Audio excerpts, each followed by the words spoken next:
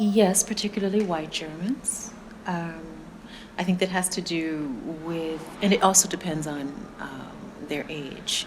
Um, Older Germans had a lot of education with regard to the Holocaust, and I think issues of oppression and discrimination and the results of the Holocaust they were brought up in discussing that in schools. What I've recently become aware of is that this kind of education is not as thorough as it used to be. That it covers it rather superficially, and that as far as the educational system goes, there is very little in the way of anti-black racism or racism against people of color discussed. When people are prepared to discuss discrimination in Germany, they usually focus on gender. And by gender, they mean white women.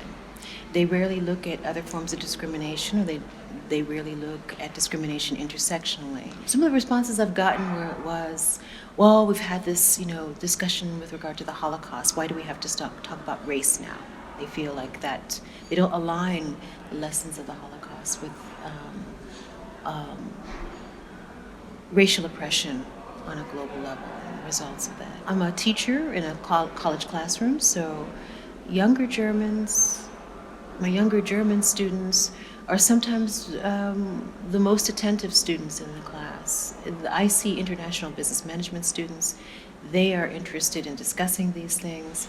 It's students coming from other places that are sometimes hesitant, and I think that's because the information is new, the conversation is new for them.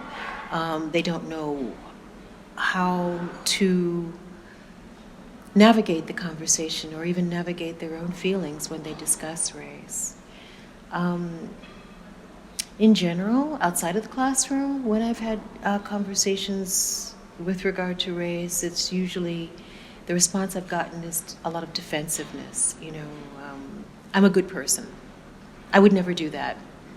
I had Holocaust education in school, and we learned all about these things, and that they're done.